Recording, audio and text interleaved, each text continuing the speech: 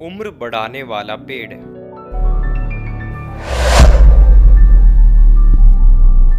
एक बार तुर्किस्तान के बादशाह को अकबर की बुद्धि की परीक्षा लेने का विचार हुआ। उसने एक एलची को पत्र देकर सिपाहियों के साथ दिल्ली भेजा। पत्र का मजमून कुछ इस प्रकार था। अकबर शाह, मुझे सुनने में आया है कि आपके भारतवर्ष में कोई ऐसा पेड़ पैदा होता है जिसके पत्ते खाने से मनुष्य की आयु बढ़ जाती है। यदि यह सच्ची है तो मेरे लिए उस पेड़ के थोड़े पत्ते अवश्य भिजवाए। बादशाह उस पत्र को पढ़कर विचार मगन हो गए। फिर कुछ देर बाद बीरबल से राय मिलाकर उन्होंने सिपाहियों सहित उस एलची को कैद कर एक किले में कैद करवा दिया।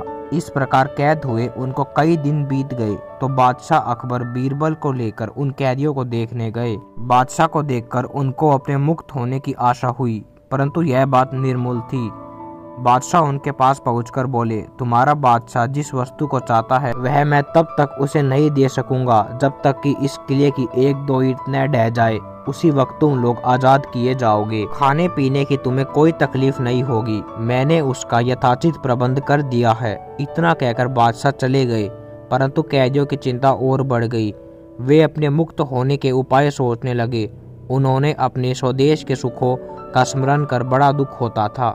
वे कुछ देर इसी चिंता में डूबे रहे। अंत में वे ईश्वर की वंदना करने लगे। हे भगवान, क्या हम इस बंधन से मुक्त नहीं किए जाएंगे?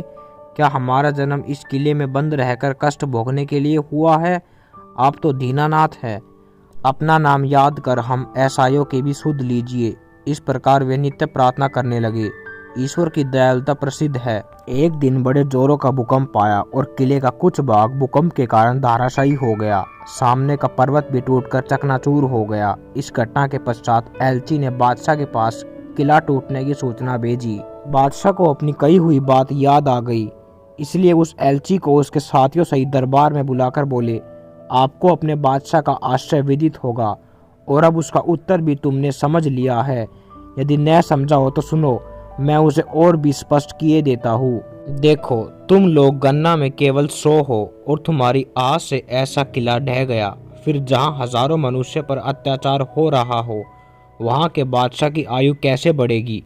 उसकी तो आयु घटती ही चली जाएगी और लोगों की आस से उसका शीघ्र ही पतन हो जाएगा। हमारे राज्य में अत्याचार नहीं होता। गरीब प्रजा पर अत्याचार न करना और भली भांति पोषण करना ही आयु वृद्धि का वृक्ष है। बाकी सारी बातें मिथ्या हैं। इस प्रकार समझा बुझाकर बादशाह ने उस एलजी को उसके साथियों सहित स्वदेश लौट जाने की आज्ञा दी। इस प्रकार समझा बुझाकर बादशाह ने उस एलजी को उसके साथियों सहित स्वदेश लौट जाने की आज्ञा दी और उनका राह खर्च भी दिया।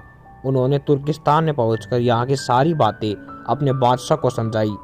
अकबर की शिक्षा लेकर बादशाह दरबारियों सहित उनकी बुरी बुरी प्रशंसा करने लगा।